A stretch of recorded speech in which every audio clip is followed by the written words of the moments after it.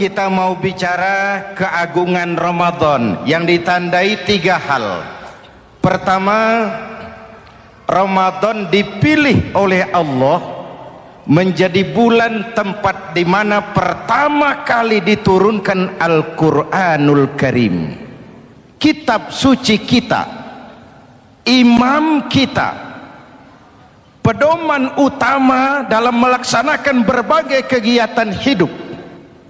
Pertama, ia berisi akidah yang tujuannya menyelamatkan manusia dari ketergantungan kepada benda, menyelamatkan manusia dari kemusyrikan, baik syirik yang jali maupun syirik yang khafi.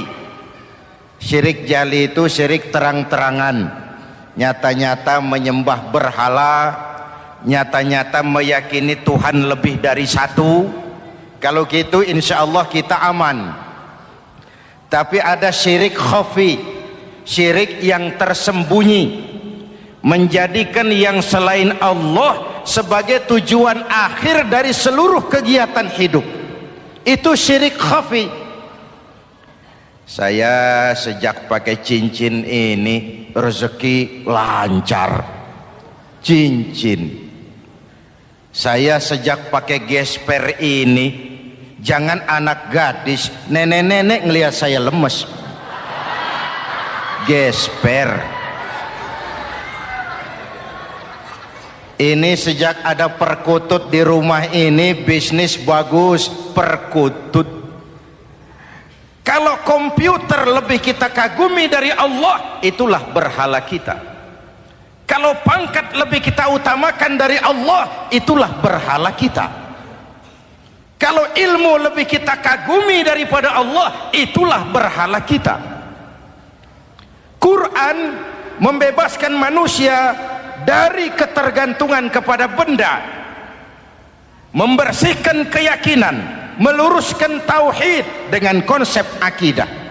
Lalu sisi yang kedua, syariat untuk mengatur kehidupan sesama manusia. Selama ini kalau mendengar syariat yang terbayang oleh kita kan yang serem-serem, dan memang diopinikan sedemikian rupa. Padahal watak syariat itu pertama, al-musawat bainan nas fi takalifil ahkam. Ini watak syariat Islam.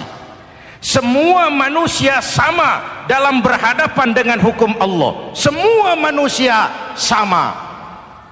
Bukankah ini yang kita perjuangkan dengan tuntutan keadilan? Supaya di republik ini jangan ada warga negara kelas 1.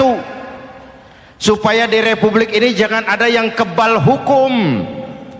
Supaya di republik ini hukum jangan seperti pisau, tajam ke bawah tapi tumpul ke atas.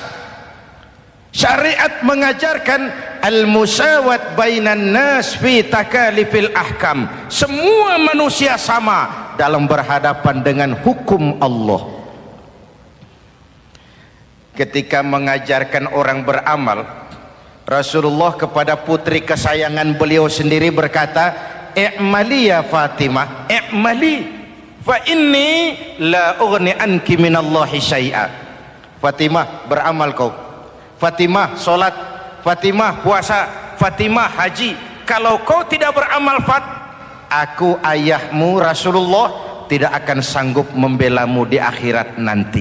Inilah watak syariat.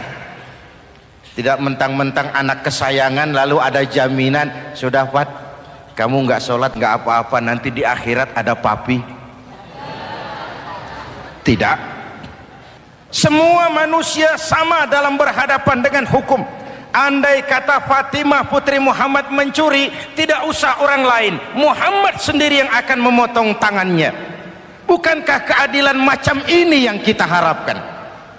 Cuma sayang, selama ini banyak kita mengenal Islam seperti orang buta kenal gajah. Ada 3 orang buta dilepas ke kebun binatang, disuruh kenal gajah. Saya yakin laporannya lain-lain. Orang buta pertama bilang, "Pak, gajah tipis lebar kayak kipas." Kenapa? Dia baru pegang telinganya. Orang buta kedua ngotot, goblok itu Pak. Yang betul saya, gajah kecil panjang kayak ular. Kenapa? Yang dia pegang ekornya. Orang buta ketiga lebih marah, dua-duanya tolol Pak. Yang betul itu saya, gajah tinggi besar seperti pohon kelapa. Karena yang dia pegang kakinya. Beginilah kita mengenal Islam. Seperti orang buta kenal gajah, frame of reference, kacamata pandangannya tidak total. Baru kenal kaki gajah sudah sok tahu gajah, baru kenal telinga gajah sudah sok kenal gajah. Kemana-mana pidato, saudara-saudara, gajah tipis lebar kayak kipas. Buat orang yang belum kenal gajah, dia menyesatkan.